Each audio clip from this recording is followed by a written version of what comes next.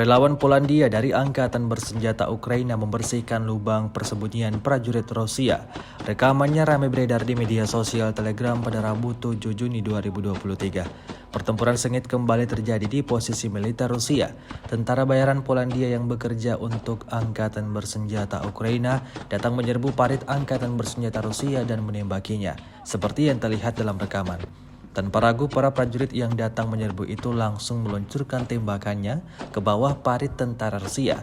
Dari jarak yang sangat dekat, dapat dipastikan tentara Rusia alami luka hingga tewas di tempat. Beredarnya video ini menuai beragam tanya dari warganet tentang seperti apa nasib tentara Rusia selanjutnya.